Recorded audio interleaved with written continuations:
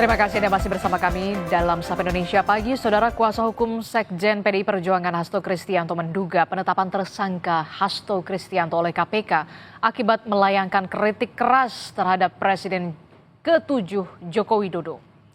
Hal ini ia sampaikan dalam sidang gugatan pra-peradilan Hasto Kristianto melawan KPK pada Rabu kemarin. Kuasa hukum Hasto menilai KPK sewenang-wenang menetapkan Hasto sebagai tersangka karena tidak melalui proses penyelidikan, tapi langsung ke penyidikan.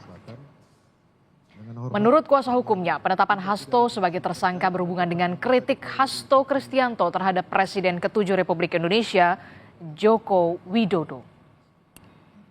Sebelum kami sebagai tersangka oleh termohon patut diduga sebagai proses atas kritik keras pemohon dalam situasi yang ada dan sebaran spanduk yang menyerang ketua umum sebagai pemohon. Menariknya, pasca penetapan pemohon sebagai tersangka oleh termohon, hiruk pikuk respon masyarakat menjadi hilang dan teralihkan.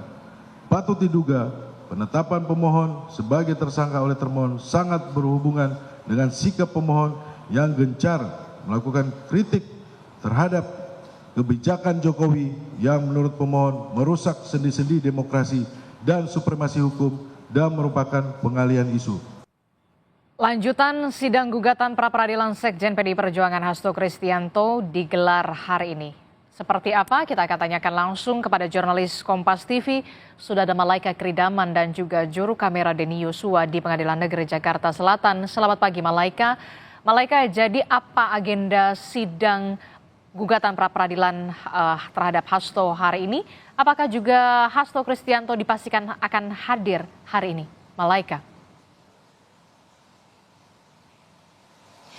Ya, Disti, kalau terkait dengan agenda dari sidang lanjutan status tersangka Sekjen PDI Perjuangan Hasto Kristianto, hari ini agendanya ada dua, termasuk dari pembacaan jawaban dari pihak termohon yang ini adalah KPK, dilanjut dengan pembacaan ataupun penyampaian bukti-bukti oleh pihak kuasa hukum dari Hasto Kristianto yang di sini merupakan pemohon. Memang untuk sidang lanjutan hari ini sudah dijadwalkan akan dimulai pukul 11 siang waktu Indonesia Barat, dan kalau terkait dengan apakah Sekjen PDI Perjuangan Hasto Kristianto akan menghadiri persidangan memang masih membutuhkan konfirmasi lanjutan. Namun yang jelas kalau berdasarkan KUHP pasal 82 ayat 1 memang untuk tersangka yang di sini adalah Hasto ini tidak memiliki kewajiban untuk menghadiri persidangan pra-peradilan secara langsung.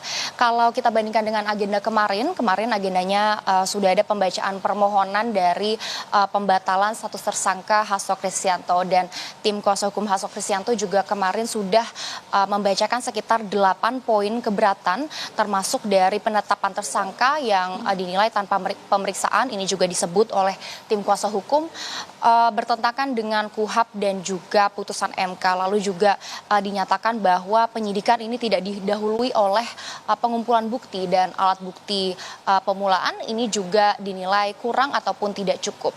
Juga disampaikan soal penyitaan barang secara sewenang-wenang dan juga tidak sesuai prosedur, dan tim kuasa hukum Hasto Kristianto juga sempat menyinggung soal penyamaran dan juga pemeriksaan barang bukti tanpa izin.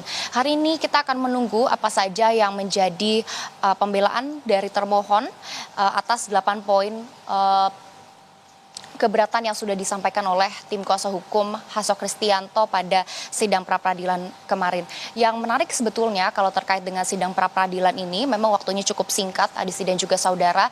Artinya dari pihak pemohon ataupun dari pihak termohon ini harus meyakinkan hakim tunggal untuk apakah valid atau tidaknya status tersangka yang dimiliki oleh Hasto Kristianto, karena memang berdasarkan KUHP permohonan ini harus diputus sekitar 7 hari setelah permohonan awal disampaikan. Artinya kalau kita hitungkan permohonan akan dibacakan sekitar tanggal 13 Februari 2025.